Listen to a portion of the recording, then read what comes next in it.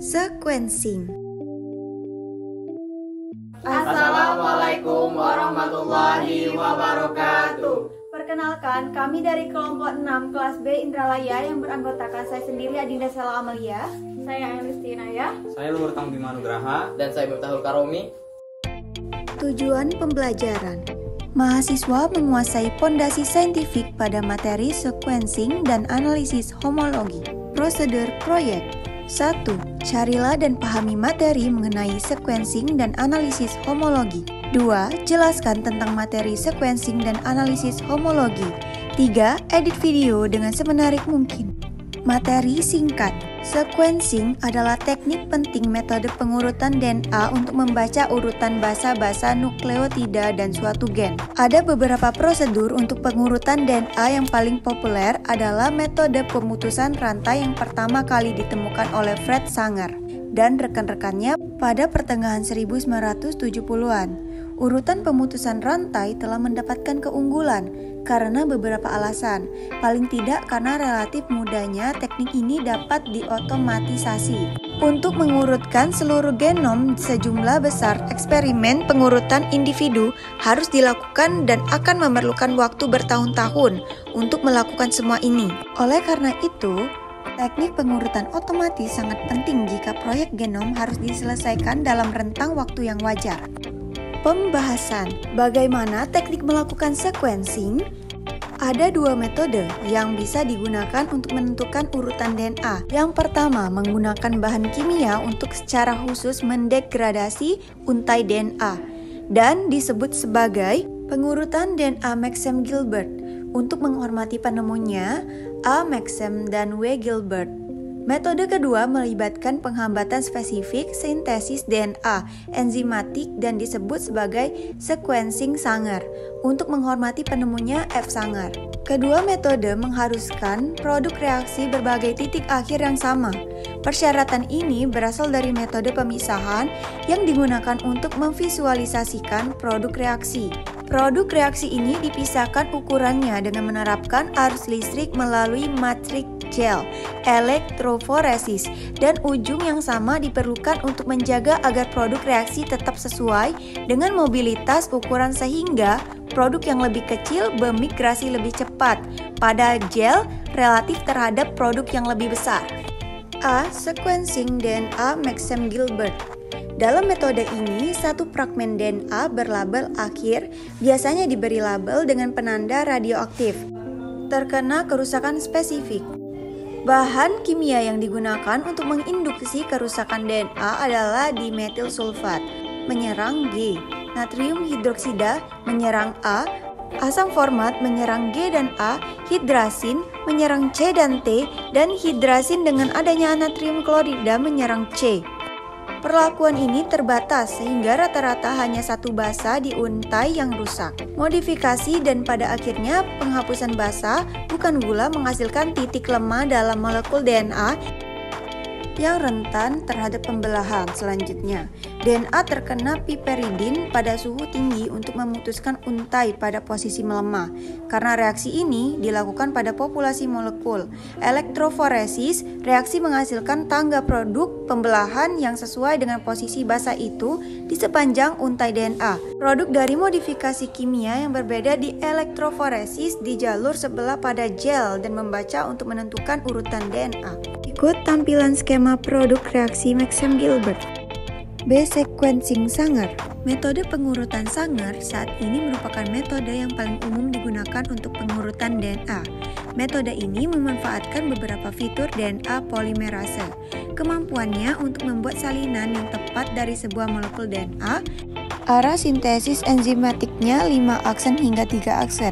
Persyaratannya untuk untai DNA primer untuk memulai sintesis dan persyaratannya untuk 3 aksen OH di ujung primer.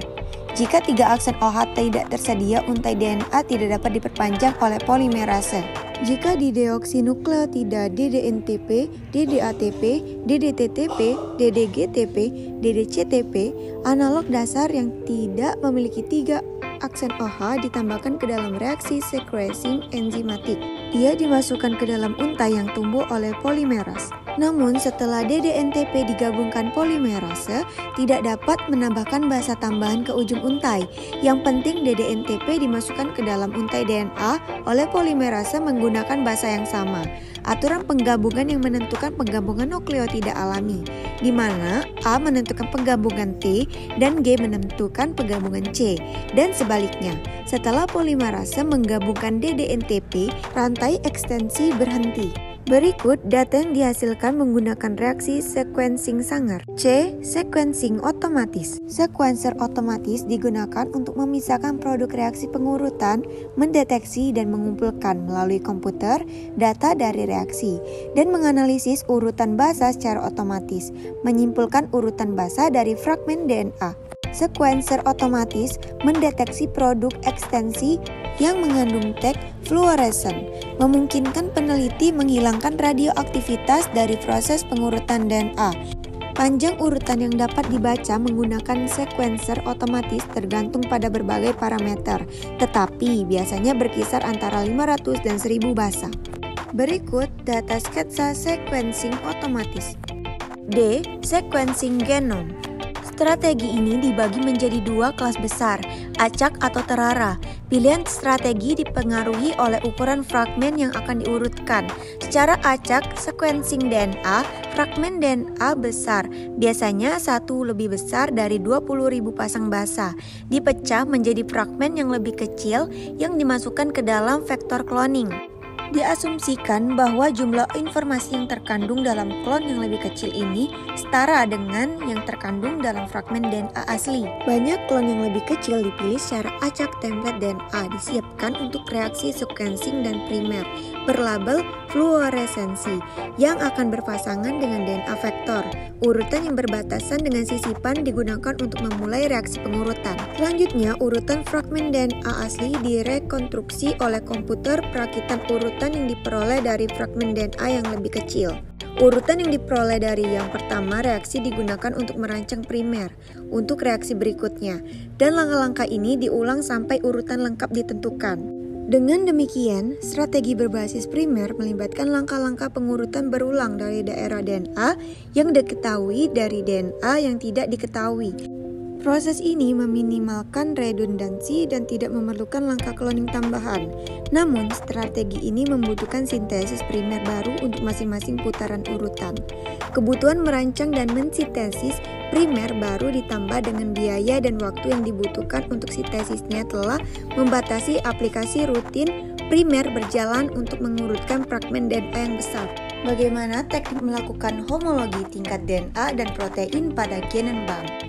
Analisis homologi nukleotida dilakukan dengan melakukan BLAST nukleotida menggunakan NCBI Genbank Database. Sebelum dapat dilakukan analisis homologi protein sekuen, perlu diterjemahkan terlebih dahulu. BLAST dapat digunakan untuk mencari protein homolog dari protein yang kita miliki. 1. Buka situs www.ncbi.nlm.nih.gov. 2. Pilih tool BLAST. Untuk mencari protein homolog dari query asam amino, gunakan protein BLAST. 3. Setelah tampilan muncul entry sequence protein query yang akan dicari, pilih setting pencarian dari database. Jika membatasi hanya ingin mencari pada spesies tertentu, ketik nama organisme. Pilih program BLAST-P, klik BLAST untuk memulai proses searching. Kesimpulan. 1. Sequencing adalah teknik penting metode pengurutan DNA untuk membaca urutan basa-basa nukleotida dari suatu gen. 2. Ada dua metode yang biasanya digunakan untuk menentukan urutan DNA. Yang pertama, menggunakan bahan kimia untuk secara khusus mendegradasi untai DNA dan disebut sebagai pengurutan DNA. Metode kedua melibatkan penghambatan spesifik sintesis DNA enzimatik. 3. Analisis homologi tingkat DNA dan protein pada gen bank dapat dilakukan dengan menggunakan software BLAST. Itulah video yang telah kami paparkan. Kami tutup. Wassalamualaikum warahmatullahi wabarakatuh.